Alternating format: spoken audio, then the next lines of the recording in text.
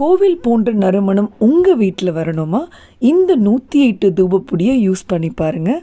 இதுக்கான ஆர்டரை நீங்கள் கீழே நம்பர் கொடுக்குறேன், நீங்கள் செக் பண்ணி பாருங்கள். வாட்ஸ்அப்பில் காண்டாக்ட் பண்ணிங்கன்னா உங்கள் வீடு தேடி வரும் இந்த தூபப்பொடி.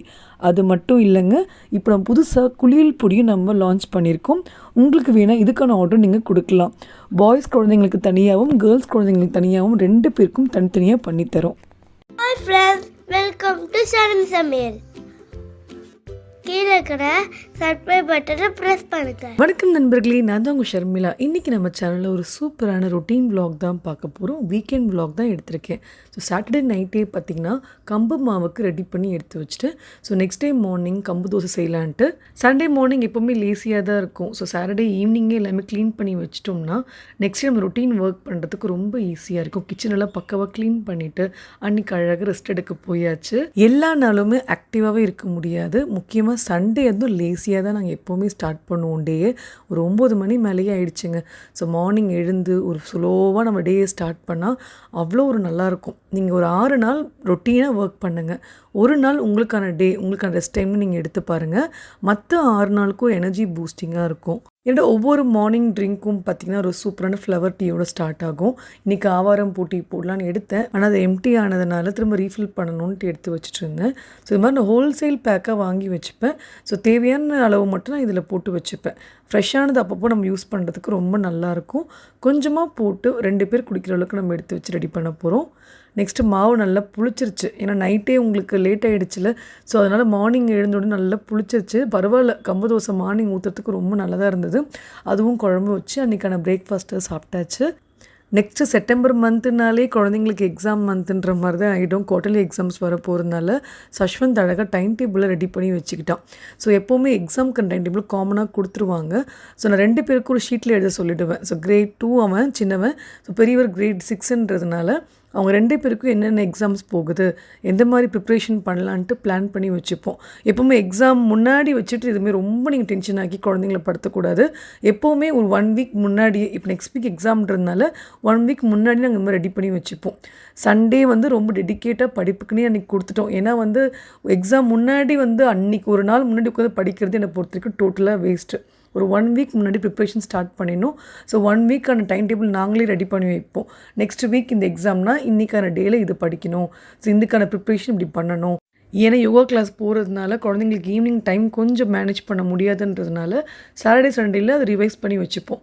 ஸோ அன்றைக்கி ரஃப் நோட் எடுத்து எக்ஸாமுக்கு முன்னாடி நாள் அன்றைக்கி பார்த்திங்கன்னா ப்ரிப்பேர் பண்ணுறது வேலைலாம் அழகாக பண்ணி வச்சுருவோம். குழந்தைக்கு இன்றைக்கான போர்ஷன்ஸை கொடுத்துட்டேன், படிச்சுட்டே இருக்கட்டும். அதுக்குள்ளே நம்ம போய் ஒயிட் யூனிஃபார்ம் எல்லாத்தையும் வாஷ் பண்ணிடலாம்.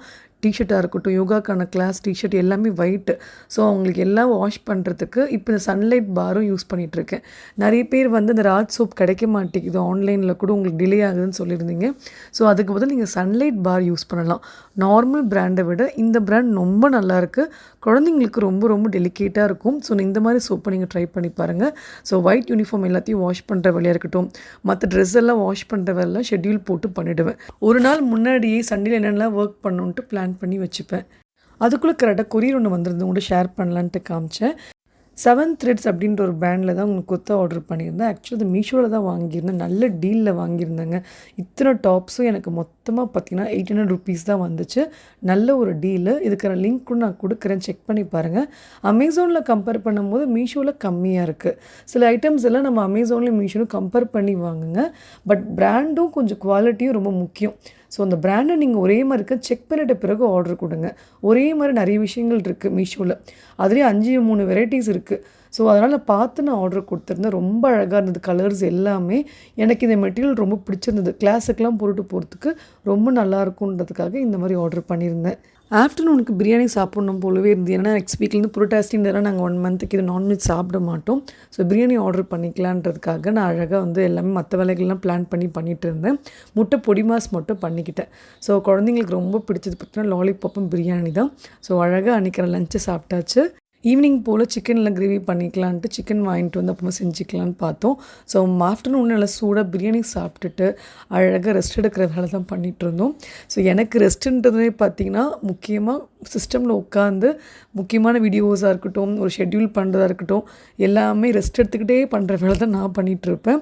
ஆனால் குழந்தைங்களோட படிப்பும் ஒரு பக்கம் மேனேஜ் பண்ணிகிட்ருக்கனால இந்த வீக்கு அவங்களுக்கும் கொஞ்சம் ஒர்க்ஸ் கொடுத்து வச்சுருந்தேன். ஒரே வாட்டியே மொத்தமாக படிக்க வைக்க மாட்டேன். கொஞ்சம் பிரேக் எடுத்து தான் குழந்தைங்களுக்கு கொடுப்பேன்.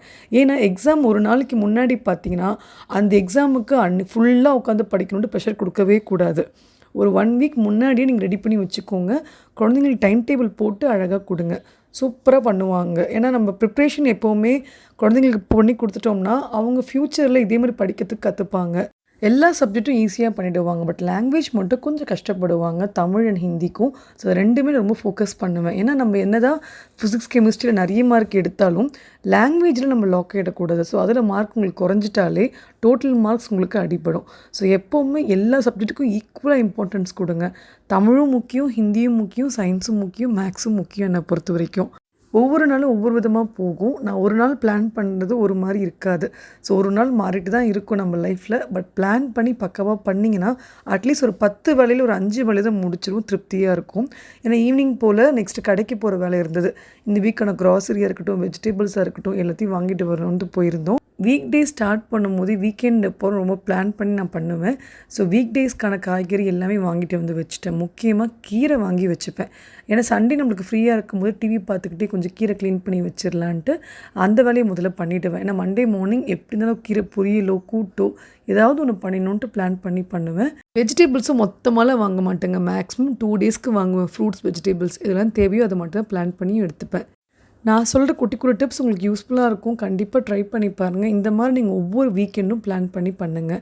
நெக்ஸ்ட்டு பார்த்தீங்கன்னா இந்த கம்பலையே பார்த்தீங்கன்னா உங்களுக்கு அனில் பிராண்டில் சேமியான்னு வாங்கியிருந்தேங்க. சார் நானும் எப்போவுமே இன்க்ரீடியன்ஸ் பின்னாடி பார்த்து வாங்குவேன். பட் இந்த பேரை பார்த்த உடனே நல்லாயிருக்கும் நம்பி வாங்கிட்டேன். வீட்டுக்கு வந்துட்டு தான் பின்னாடி திருப்பி பார்த்தேன். அவங்களுக்கு வந்து கம்போட அளவு எவ்வளோ போட்டிருக்காங்க பாருங்கள். அது கூடவே வந்து மைதாவும் ஆட் பண்ணியிருக்காங்கன்ட்டு அவங்களே போட்டிருக்காங்க. ஸோ இது எனக்கு அப்படியே ஷாக் ஆகிடுச்சு. நம்ம வந்து ஃபுல் அண்ட் ஃபுல் மில்லட்ஸ்ன்னு பிளான் பண்ணி வாங்குகிறோம். பட் அதுக்குள்ளேயே எவ்வளோ மிக்சிங் பண்ணுறாங்க பாருங்கள். ஸோ இந்த மாதிரி பிராண்ட்ஸை வாங்குறத விட என்னை பொறுத்த வரைக்கும் ஆர்கானிக் பிராண்ட்ஸுன்னு வருது பார்த்தீங்களா, அதை கூட நம்பி வாங்கிடலாம். இல்லை அது ரொம்ப காஸ்ட்லியாக இருக்குதுன்னு தோணுச்சுன்னா கம்பை ஊற வச்சு தோசையோ கஞ்சியோ ஏதாவது அந்த மாதிரி ஐட்டம்ஸ் கூட பண்ணிடலான்னு தோணுச்சு. என்றைக்காவது நம்ம லேசியாக இருக்கும்போது சேமியா பண்ணுறதுக்கு ஹெல்ப்ஃபுல்லாக இருக்கும்ன்ட்டு இந்த மாதிரி நம்பி வாங்கினேன். ஆனால் இதுலேயும் எவ்வளோ விஷயங்கள் இருக்குதுன்னு இப்போ தான் கொஞ்சம் கொஞ்சமாக நான் கற்றுக்கிட்டு வரேன். உங்கள்கிட்டையும் நான் ஷேர் பண்ணுறேன். சிக்கன் வரும்போதே வாங்கிட்டு வந்துட்டோம். ஸோ சிக்கன் பார்த்திங்கன்னா ரொம்ப சூப்பராக வந்து உங்களுக்கு கிரேவி மாதிரி பண்ணலான்னு பிளான் பண்ணியிருந்தேன், சப்பாத்தி பண்ணலான்ட்டு. ஸோ புதினா சிக்கன் ரொம்ப நாள் ஆச்சு பண்ணி. ஒன்றும் இல்லைங்க, யூஸ்வலாக ஒரு பேன் வச்சு அதில் கொஞ்சமாக எண்ணெயை விட்டு கடுகு, அப்புறம் சோம்பு, கொஞ்சமாக கருவேப்பிலை, வெங்காயம் போட்டிருக்கேன். ஒரே ஒரு வெங்காயம் போட்டிருக்கேன். ஒரு வெங்காயத்தை வந்து அரைச்சி இப்போ 2 தக்காளி சேர்த்து அரைச்சிக்க போகிறோம். சிக்கனை குட்டி குட்டியாக நல்லா கட் பண்ணி எடுத்துக்கிட்டேன். போன்லெஸ் சிக்கன்ன்றதுனால புதிதாக நல்லா க்ளீன் பண்ணி எடுத்து வச்சுக்கிட்டே இருக்கேன். இல்லை ஃப்ரெஷ்ஷாக வாங்கிட்டு வந்தாலே அன்றைக்கி செய்யணுன்ட்டு அவ்வளோ ஆசையாக இருக்கும் எனக்கு. உங்களுக்கு எப்படி இருக்குன்னு கூட சொல்லுங்களேன். ஸோ இதில் அரைக்க வேண்டிய விஷயன்றது பார்த்திங்கன்னா இஞ்சி பூண்டு பேஸ்ட் நான் ரெடி பண்ணி எடுத்து வச்சுருவேன். ஸோ அது இதில் போடல. உங்களுக்கு வேணால் நீங்கள் ஆட் பண்ணிக்கலாம். ஒரு வெங்காயம் இதில் சேர்த்துருக்கேன், 2 தக்காளி, இதில் வந்து புதினா முக்கியமாக, கொத்தமல்லி கொஞ்சம் சேர்த்துருக்கேன். அதை கூடவே பார்த்திங்கன்னா உங்களுக்கு பச்சை மிளகாய் தான் ரொம்ப ரொம்ப முக்கியம். நிறைய பச்சை மிளகாய் போட்டிங்கன்னா அதுக்கேற்ற மாதிரி காரம் இருக்கும். ஸோ குழந்தைங்க சாப்பிட்றதுனால அதுக்கேற்ற மாதிரி நான் பார்த்து தான் போடுவேன். உங்களோட காரத்துக்கு ஏற்ற மாதிரி உங்களுக்கு எவ்வளோ அளவு வேணுமோ அந்த அளவுக்கு நீங்கள் ஆட் பண்ணிக்கலாம். ஏன்னா மிளகாய் தூள் எதுவுமே நான் சேர்க்க போகிறது இல்லை. ஜஸ்ட்டு பச்சை மிளகாய் காரத்துலேயே உங்களுக்கு செய்கிறதுனால டேஸ்ட் ரொம்ப டிஃப்ரெண்ட்டாக இருக்கும். ஸோ சிக்கனை போட்டுட்டு நம்ம பேஸ்ட்டும் ஆட் பண்ணிவிட்டு நல்லா வதக்க போகிறோம். இது குக் ஆகிறதுக்கு ரொம்ப நல்லா உங்களுக்கு தண்ணி வெளியே விட்டு தான் வரும். ரொம்ப தண்ணி ஆட் பண்ணாதீங்க. ஜஸ்ட்டு ஜாரை வாஷ் பண்ணி ஊற்றுறோம் பார்த்தீங்களா, அந்த தண்ணி மட்டும்தான். ஏன்னா திக்கான கிரேவி உங்களுக்கு வேணும்னா தண்ணி கம்மியாக யூஸ் பண்ணுங்கள். கொஞ்சம் செமி கிரேவி மாதிரி தான் லைட்டாக பண்ணியிருக்கேன். ஆனால் தொக்கு மாதிரி பண்ணால் என் ஹஸ்பண்டுக்கு ரொம்ப பிடிக்கும். இது கூடவே ஒரு 2 பச்சை மிளகாய் கீரி போடுங்க. புதினாவை ஃப்ரெஷ்ஷாக ஆட் பண்ணுங்கள். ஒரு டிஃப்ரென்ஸ் கண்டிப்பாக தெரியும் இந்த ஸ்மெல் டேஸ்ட்டில். ஸோ ஏற்கனவே இஞ்சி பூண்டு பேஸ்ட்டும் சேர்த்துருந்தேன், தேவையான உப்பும் சேர்த்தாச்சு. அவ்வளோதாங்க, ஈஸியாக பண்ணிடலாம். ரொம்ப சிம்பிளான ரெசிபி தான். ஃபைனலாக கரம் மசாலா ஆட் பண்ணிக்கணும். அதுதான் வந்து உங்களுக்கு ஒரு டேஸ்ட்டே கொடுக்கும். ஃபைனலாக சேருங்க எப்போவுமே. கொஞ்சம் நல்ல எண்ணெய் பிரிஞ்சு வந்த பிறகு கொத்தமல்லியை சேர்த்துட்டோம்னா சூப்பரான ரெசிபி ரெடி. சப்பாத்திக்கு ரொம்ப சூப்பராக போகும். கண்டிப்பாக அதை ட்ரை பண்ணி பாருங்கள். டின்னர் நல்லா திருப்தியாக சாப்பிட்டு முடிச்சிட்டோம். 8 o'clock டின்னர் முடிச்சிருவோம். அப்புறம் எங்களோட ஃபேமிலி டைம் சொல்லலாம். ஸோ நிறைய பேர் வந்து குழந்தைங்க கூட எப்படி என்கேஜ் பண்ணுறீங்கன்னு கேட்டிருந்தீங்க. இப்போ நான் அப்பப்போ வீடியோஸில் இந்த மாதிரி டிப்ஸ் மாதிரி கொடுக்குறேன். ஒரு நாளைக்கு என்னென்ன பண்ணலாம் அப்படின்ற மாதிரி டிப்ஸ் கொடுக்குறேன். இன்றைக்கி பார்த்தீங்கன்னா கார்டு பார்ட்டி டைம் அப்படின்னு சொல்லலாம். ஸோ ஒரு நாளைக்கு ஒரு டைம் நைட் டைம்ன்றது நம்ம ஸ்பெண்ட் பண்ண போகிறோம். ஸோ இன்றைக்கி வந்து கேம்ஸ் விளையாட டைம் நான் எப்போவுமே எடுத்துப்பேன். எங்கள் வீட்டு குட்டீஸ்க்கு யூனோ கேம் ரொம்ப பிடிக்கும். நாங்கள்லாம் சேர்ந்து விளையாட ரொம்ப ஆசைப்படுவாங்க. என்னதான் குழந்தைங்க தானாக விளையாடிக்கிட்டாலும் பேரண்ட்ஸோடு விளையாடும் போது அவங்களுக்கான டைம் ரொம்ப நல்லாயிருக்கும். முக்கியமாக குழந்தைங்க கூட நம்ம குவாலிட்டி டைம் ஸ்பெண்ட் பண்ணணும். அந்த டைமில் பேசிக்கிட்டே விளையாடிக்கிட்டே அவங்க ஸ்கூலில் நடந்தது இந்த மாதிரி நிறைய விஷயங்கள்லாம் ஷேர் பண்ணுவாங்க. நீங்கள் கவனித்து பாருங்கள், நிறைய டிஃப்ரென்ஸ் தெரியும் குழந்தைங்க கிட்ட. இந்த யூனோ கேம் ரொம்ப நல்லா இருக்குங்க. நீங்கள் ஆன்லைனில் தேடினாலே இதுக்கான கார்டெலாம் உங்களுக்கு கிடைக்கும். அமேசானில் ட்ரை பண்ணி பாருங்கள். சீப் அண்ட் பெஸ்ட்டு கேம் என்னை பொறுத்த வரைக்கும். நீங்கள் ரம்மி அந்த மாதிரி யூஷுவல் கார்டு கேம்ஸ் விளையாடுற இந்த மாதிரி விளையாடினீங்கன்னா உங்களுக்கு மெமரி பவர் ரொம்ப நல்லாயிருக்கும். அதில் வர கலர்ஸாக இருக்கட்டும், அதில் வர நம்பர்ஸ் வந்து உங்களுக்கு ஐடென்டிஃபை பண்ணுறதுலாம் ரொம்ப ஈஸியாக இருக்கும். குழந்தைங்களுக்கு நல்ல ஒரு மெமரி கேமாக இருக்கும். ட்ரை பண்ணி பாருங்கள். மோட்டிவேஷன் லைன்றது எப்போவுமே நான் ஷேர் பண்ணிப்பேன். ஆனால் எனக்கு இந்த டைமில் பார்த்திங்கன்னா அந்த வ்ளாக் ஃபுல்லாக குழந்தைங்களுக்காகவே மோட்டிவேட்டிங் லைனாக தான் இருந்துச்சு. ஸோ நம்மளை பொறுத்த வரைக்கும் ஒரு குறிப்பிட்ட ஏஜ் வரைக்கும் தான் குழந்தைங்க கூட நம்ம இப்படி விளையாட முடியும், இருக்க முடியும். ஸோ இதே நீங்கள் மோட்டிவேஷன் லைனாக எடுத்துக்கலாம். ஒரு 15 to 16 இயர்ஸ் அங்கே 10th 12th போயிட்டாங்கன்னே குழந்தைங்க பார்த்திங்கன்னா ரொம்ப ஒரு மாதிரி படிப்பு அவங்களோட ஒர்க்குன்ற மாதிரி இருப்பாங்க. ஆனால் அந்த டைமில் கூட அவங்க டைம் ஸ்பெண்ட் பண்ண நான் பிளான் பண்ணி வச்சுருக்கேன். அவங்க காலேஜ் போகிற டைம் வரைக்கும் நம்ம கூட இருக்க தான் போகிறாங்க. ஸோ முடிஞ்ச அளவுக்கு அவங்க கூட டைம் நிறைய ஸ்பெண்ட் பண்ணுங்கள். குழந்தைங்க கூட விளையாடுறது முக்கியமாக ஒரு விஷயமா நீங்கள் பண்ணணும். சும்மானா ஒரு கேமு இல்லை, உங்களுக்கு இந்த மாதிரி கார்டு கேம் பிடிக்காதா, ஒரு லூடோ கேமோ, சும்மா ஒரு ஸ்னேக் கேம், எத்தனையோ கேம்ஸ் இருக்குது, போர்ட் கேம்ஸ், அந்த மாதிரி நீங்கள் விளையாடலாம். ஆனால் நீங்கள் பிளான் பண்ணி ஒரு 10 minutes ஒரு ½ an hour அட்லீஸ்ட் குழந்தைங்க கூட இருக்கணுன்றதை பிளான் பண்ணி பண்ணுங்கள். ஸோ இந்த வீடியோ கண்டிப்பாக உங்களுக்கு யூஸ்ஃபுல்லாக இருக்கும்னு நினைக்கிறேன். பிடிச்சிருந்தால் லைக் பண்ணுங்கள், ஷேர் பண்ணுங்கள். அப்புறம் உங்கள் ஃபீட்பேக் எனக்கு கமெண்ட்டில் சொல்லுங்கள். Have a great day friends. Bye.